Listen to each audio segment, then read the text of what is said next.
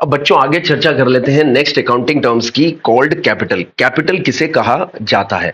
Capital की बात करें तो बच्चों बिजनेस का ओनर जो भी बिजनेस में कंट्रीब्यूट करता है ना, वो कैपिटल कहलाती है। अब वो contribution in form of cash हो, इन फॉर्म ऑफ चेक हो, या फिर गुड्स ही कंट्रीब्यूट कर दिए जाए, या बिजनेस के अंदर असेट्स का ही कंट्रीब्यूशन कर दिया जाए, any form of contributions through और by the owner is called capital for the business. ये कैपिटल टर्मिनोलॉजी हम बिजनेस के पॉइंट ऑफ व्यू से यूज लेते हैं। और बिजनेस में जो कॉन्ट्रीब्यूशंस ओनर के द्वारा किया जाता है, either that amount of investment by the owner in form of cash, in form of goods और इन फॉर्म ऑफ असेट्स, चाहे वो कंट्रीब्यूशन, वो इन्वेस्टमेंट कैश के फॉर्म में हो, गुड्स के फॉर्म में हो, असेट्स के फॉर्म में हो, वो कैपिटल कहलाएगा बिजनेस के पॉइंट ऑफ व्यू से। आई बात समझ में? यदि मैं बात करूं यहां पर कैश कितना लगाया गया, 50,000 रुपीज। यदि मैं बात करूं गुड्स की, तो गुड्स का कंट्रीब्यूशन मान लीजिए 1 लाख रुपीज का हुआ है। असेट्स की तो मान लीजिए 10 लाख रुपीज की आपने असेट्स लगाई है। तो टोटल कैपिटल बिजनेस के लिए कितनी हो गई सर? यदि बात करें तो टोटल कैपिटल हो गई यहां पर 11,50,000।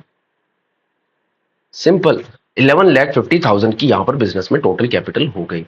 अब बिजनेस के पॉइंट ऑफ व्यू से कहा जाए तो ये कैपिटल बिजनेस के लिए लाइबिलिटी है।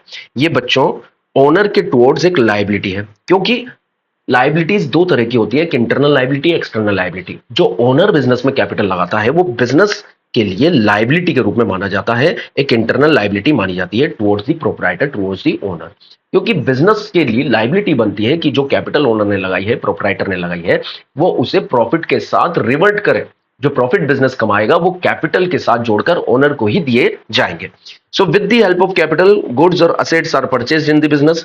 यही वो अमाउंट है जिसके बिना बिजनेस को किया ही नहीं जा सकता।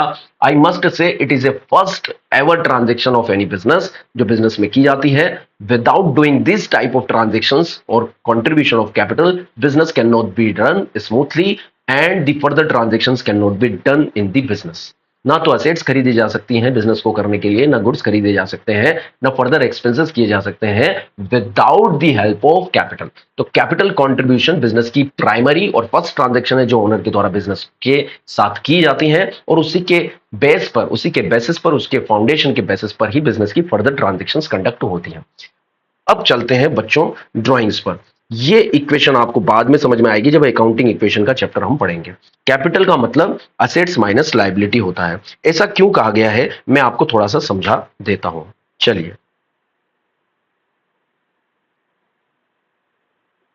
देखिए बच्चों, ये है आपकी बैलेंस शीट जो एंड ऑफ द ईयर में बनती है। थोड़ा सा इस पे ध्यान दीजिएगा।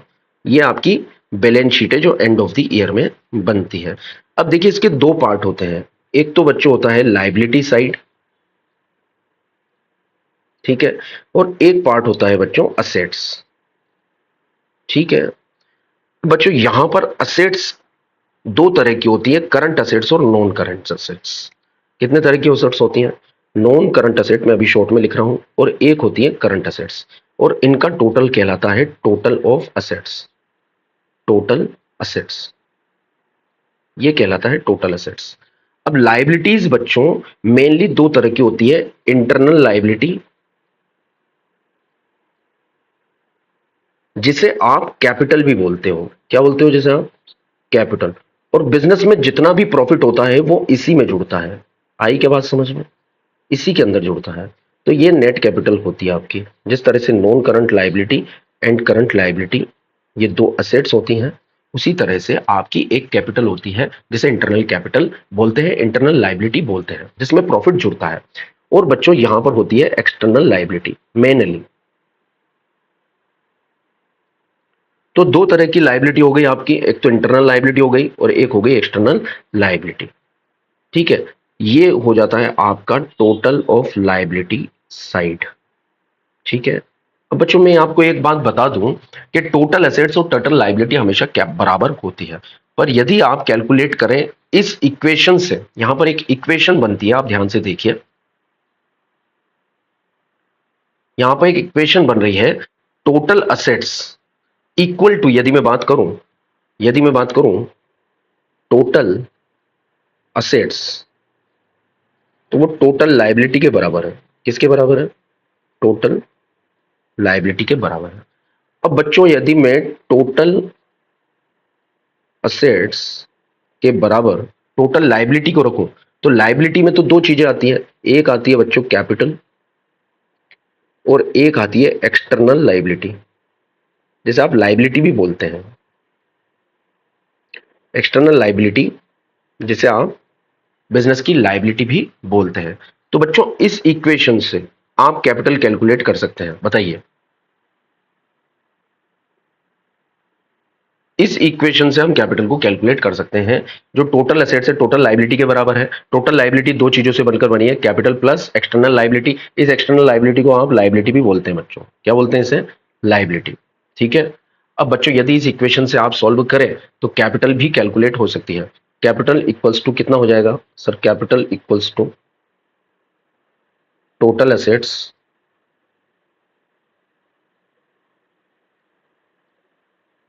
Total assets minus liability. ये इक्वेशन बन गई आपकी लाइबिलिटी की। क्या बात समझ में आती है?